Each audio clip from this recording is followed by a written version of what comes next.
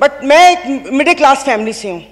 मेरे भाई ने परसों मुझे मैसेज किया और उसने बोला कि दुआ करो कि मैं मर जाऊं। जनाब स्पीकर, कल मैं गई थी, वो जिस बंदे ने 4 टमाटर और 4 आलू लेकर 400 उसके पास नहीं थे, उसने पर्स निकाला, मैं शर्म से गड़ के मर गई। आप प्लीज मार दें। ये मेरी बहन पीछे बैठी हो तो पीछे ही बैठी रहो, अगली दफा की टिकट नहीं मिलेगी अगर ज्यादा चुटचुटी तो। ऑनरेबल स्पीकर, मतलब इनके दिमाग मिले नहीं उन लोगों से, इनके भूसा भरा हुआ दिमाग में। नहीं सर, ये ऐसे बोलती कोई काम है नहीं, पार्टी में कोई पूछता है नहीं। वो आपने कहा ना सलाउद्दीन भाई के शादी ब्याह महंगे हो गए हैं, तो इसका आसान तरीका है कि खामोशी से कर लें, 4 साल बाद मीडिया निकाल लेगा, पता ही ना चले किसी को। स्पीकर साहब, कल तो आए इसाक साहब और एक बम गिराकर चले गए, तो उनको वो रुके भी नहीं, आपने मुझे वक्त भी नहीं दिया। उनको तो मुबारकबाद पेश करनी थी यहाँ आने पर कि 4 साल कैदो बंद की सऊबतें उठाई और उसके बाद वो आए और यहाँ पर हमें भले बम ही गिराया मगर अपना चेहरा दिखा दिया।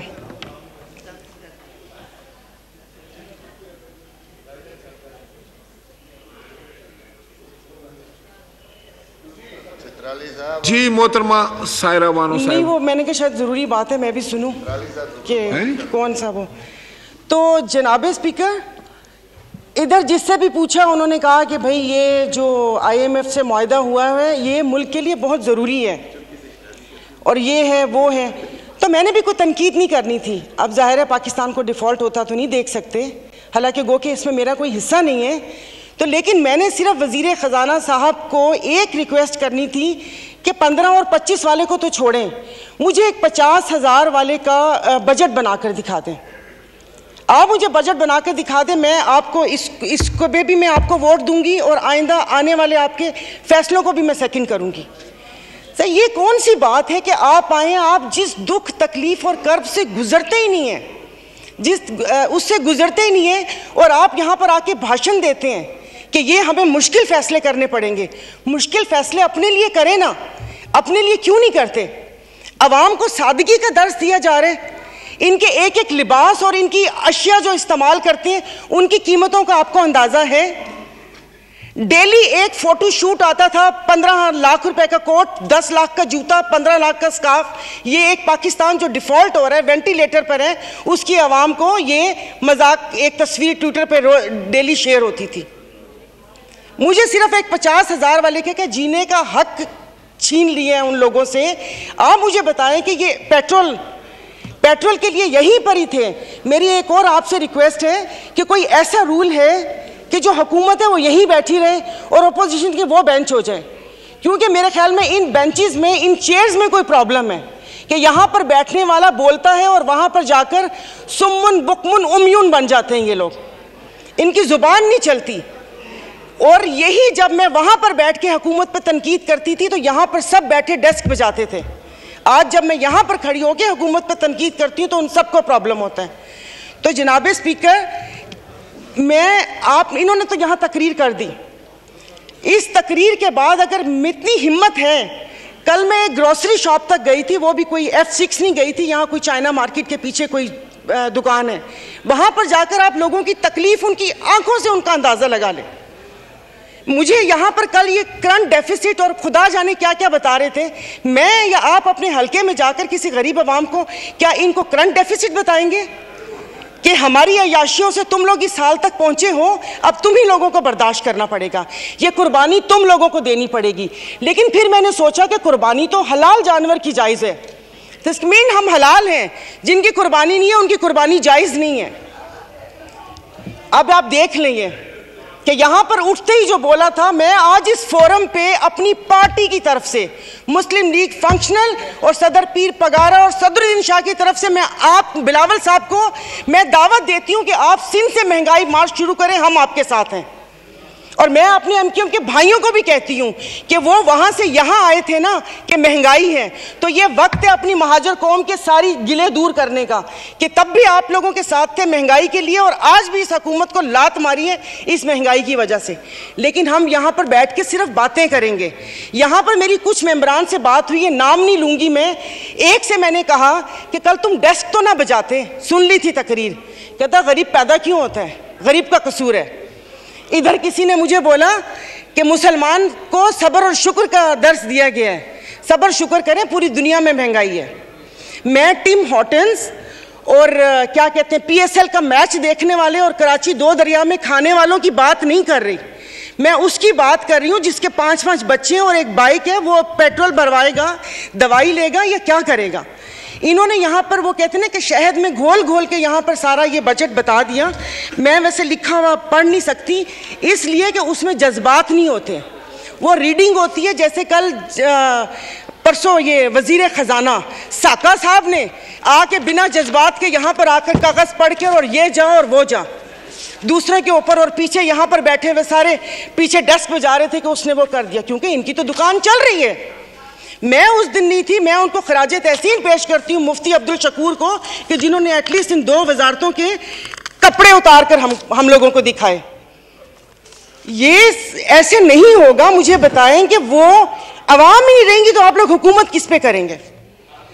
और बिजली की बात कर रहे हैं तो आप मुझे बताएं कि IPPs के मुआहदे किसने किए थे। IPPs के मुआहदे तो इन्होंने किए। स्पीकर साहब आपकी तवज्जो चाहूंगी। और कल उन्होंने कहा कि हुकूमत जैसे ही संभलने वाली थी तो सैलाब आ गया। तो जनाब स्पीकर मुझे माफ़ कर दीजिए, जिस वक्त सैलाब आया तो उस वक्त तो हम अपनी जिंदा दिली का सबूत दे रहे थे। 75 करोड़ आवाम के खून पसीने और टैक्स की कमाई से हम यहाँ पर तकरीबात कर रहे थे। और मज़े की बात है, प्लीज़ मतलब मैं बहुत आराम से बात कर रही हूँ, कोई तंज नहीं करूँगी, कि अभी आइन की तकरीबात का आगाज़ हुआ है। क्या आइन के आर्टिकल 3 आई थिंक 27 या 35-36 आगे, क्या उस पर यह रियासत पूरा उतरती है? क्या हमारी जानो माल की हिफाजत है यहाँ पर? हमें बुनियादी सहूलतें मुयस्सर हैं यहाँ पर? मतलब हम लोग इतने नाक के पक्के हैं कि उस पर वो करके आइन की बात कर रहे हैं। और ये हालात इस नहज तक ना पहुँचाएं कि हम अपनी बड़ों की कुर्बानियों को बेफजूल समझें, क्योंकि गोरे से तो लेके रहेंगे पाकिस्तान, ये नारे लगाकर हमने आज़ादी तो ले ली, अब मैं किससे आज़ादी मांगूं? क्या गोश्त खाने के लिए हमने आज़ादी मांगी थी कि खुला गोश्त यहाँ पर खाने को मिल जाए? उसके अलावा तो कुछ भी नहीं है। और मुझे माफ़ कर दीजिएगा कि उस कश्मीर वाले दिन में यहाँ पर ना वज़ीर आज़म थे, ना वज़ीर ख़ारजा थे, ना दिफा मिनिस्टर थे, और ये यहाँ पर कश्मीर का वो हो रहा था। और जो मोदी की कहानी सुना रहे थे, मुझे तो एक सेकंड के लिए, मैं तो उस वक्त आई थी, मैं समझी कि आप शायद यहाँ के हालात सुना रहे हैं। मुल्क को पता नहीं आप लोगों ने कहाँ से कहाँ पहुँचा दिया। टैक्सीज की बात करें, जैसे अभी मेरे भाई ने बोला कि रमज़ान आने वाला है, मशरूबात पर, अरे मीठे मशरूबात पर क्यों टैक्स लगा रहे हैं? कड़वे मशरूब को लीगल करके उसके ऊपर टैक्स लगाएं ताकि रेवेन्यू भी मिले पाकिस्तान को। मीठे मशरूबात है, गरीब रोज़ा रख के एक उसकी ख्वाहिश होती है रूह अफ़ज़ा पीने की या वो करके, और उन्होंने कहा बाकी चीज़ों पे टैक्स नहीं लगा। मुर्गी गोश्त महंगा नहीं हुआ, वो अल्हम्दुलिल्लाह हमारे पाकिस्तानी खुद ही महंगा कर लेंगे। जनाब स्पीकर, अभी वज़ीर आज़म साहब ने कहा था कि ये जो थर कोल है ये गेम चेंजर होगा, उसके ऊपर तो टैक्स लगा दिया, वो क्या गेम चेंजर होगा? और नहीं, उसको हलाल कर दे, मीठा तो गरीब पीते हैं, आप लोगों को उसको लीगल करके उसके ऊपर टैक्स लगा देना चाहिए। तो जनाब स्पीकर, ये सब बैठ के इसके मसले को, मेरी बात सुनिए मोहतरमा, मैं एक तवज्जो आपकी दिलाना चाहता हूँ कि सेनेट की तरफ से फाइनेंस सप्लीमेंट्री बिल पर सिफारिशात मौसूल हो चुकी हैं, जिनकी कापियाँ आपको मुहैया कर दी गई हैं, लिहाजा आप उन पर भी बहस करना चाहें तो कर सकती हैं। सर, अभी कौन सी कॉपियाँ? और आज हालात तो यहाँ पर है कि आज पावर की मीटिंग है और रात को 90 सफ़ों का एक पम्फलेट आ गया था, मैं 90 सफ़े रात को बैठ के पढ़ती और ये यहाँ पर आके करती। जनाब स्पीकर, ये ऐसी बात करते हैं यहाँ पर। अब मैं, सायरा बानो नाम है, एक्टिंग भी बहुत अच्छी करती हूँ। इन सब की आवाज़ के साथ इनको इनका कोरम याद दिलाऊंगी, जो यहाँ पर 5 दिन लगातार आप करो तो हलाल, यानी कि अपनी तकरीर जारी रखिए, आप अपनी तकरीर। तो ये यहाँ पर जनाब स्पीकर इनको no cross talk please, honourable मेंबरान नहीं कर सकते सर, फर्क नहीं पड़ता ना, दिल दुखा हुआ हो तो तब ना। मैं आपको अपना से शेदादपुर में 2 हफ्ते पहले 1 हफ्ते में 4 खुदकुशी हुई है, और मैं इस ऐवान के सामने कहती हूँ कि ठीक है मेरे हस्बैंड वेल ऑफ हैं, बट मैं एक मिडिल क्लास फैमिली से हूँ। मेरे भाई ने परसों मुझे मैसेज किया और उसने बोला कि दुआ करोगे मैं मर जाऊं, और वो सिर्फ एक मेरा भाई नहीं है, मैं पूरे अपने जो भाई जिनका राब्ता मुझसे नहीं है मैं उनकी मैं बात कर रही हूं। जनाब स्पीकर, कल मैं गई थी, वो जिस बंदे ने 4 टमाटर और 4 आलू लेकर 400 उसके पास नहीं थे, उसने पर्स निकाला, मैं शर्म से गड़ के मर गई। 272 लीटर पेट्रोल आप लोगों ने मुश्किल करनी है तो आप V8 और बड़ी बड़ी ग्रैंड क्रूजर को 500 लीटर पेट्रोल देना, गरीब को आप नहीं वो करें। दवाइयां तो वो दवाई नहीं मिलती, सरकारी अस्पताल का आपने हाल देख लिया। मैं प्लीज आप मार दें, आप प्लीज मार दें। ये मेरी बहन पीछे बैठी हो तो पीछे ही बैठी रहो, अगली दफा की टिकट नहीं मिलेगी अगर ज्यादा चुटचुट की तो। ऑनरेबल स्पीकर, मतलब इनके दिमाग मिले ही नहीं उन लोगों से, इनके भूसा भरा हुआ दिमाग में। ऑनरेबल मेंबर आप मुझे एड्रेस करें। और नहीं सर, ये ऐसे बोलती कोई काम है नहीं, पार्टी में कोई पूछता है नहीं, और यहाँ पर आके सिर्फ ये 4 अल्फाज बोल के और उसको वो कोशिश करती है कि हमने भी उंगली कटवा के शहीदों में नाम लिखवाया। मतलब ये कौन लोग हैं? आप जारी रखें।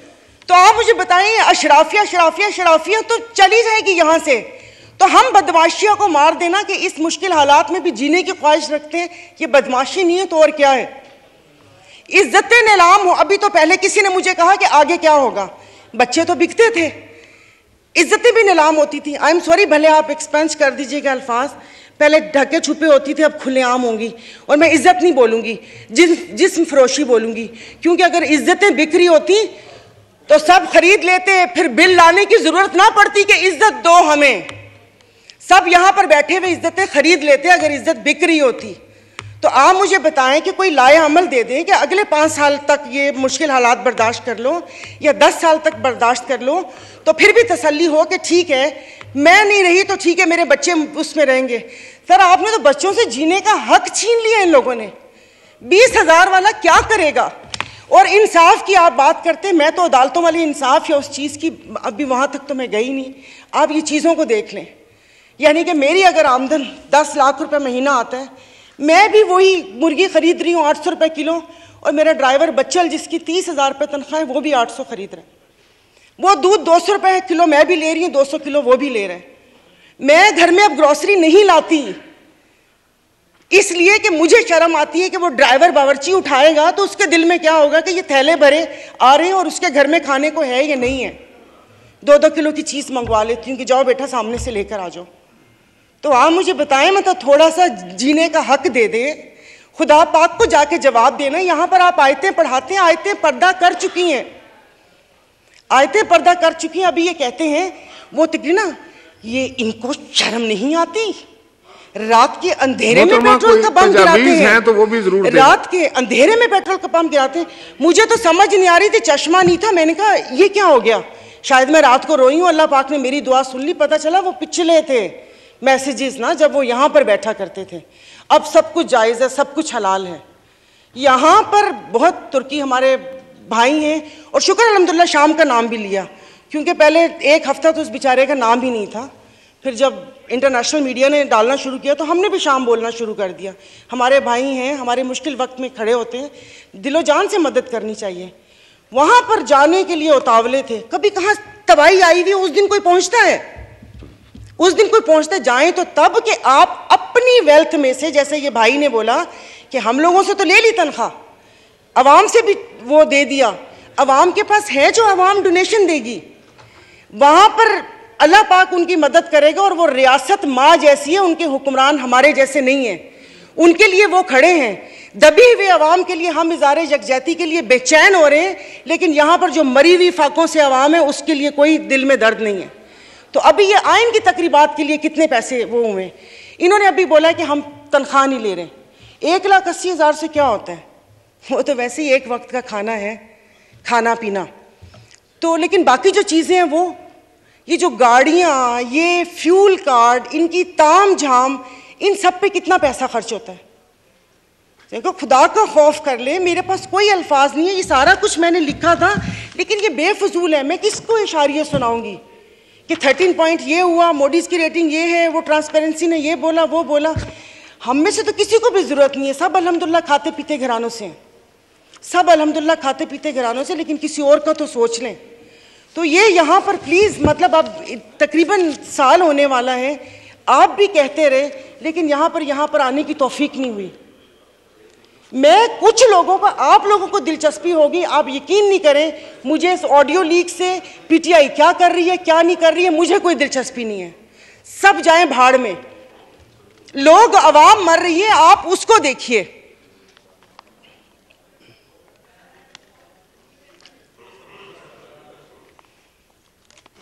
तो खुद ही कह लेते इनसे सिफारिश क्यों करवाएं। मोहतरमा कंक्लूड कीजिए, वाइंड अप कर ले।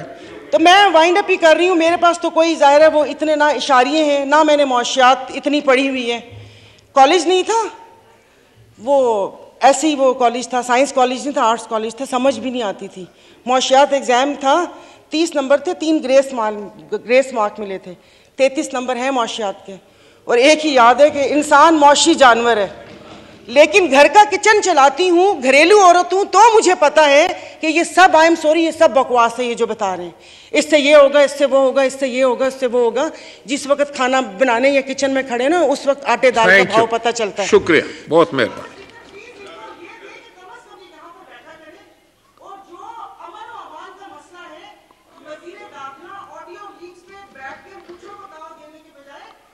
शुक्रिया।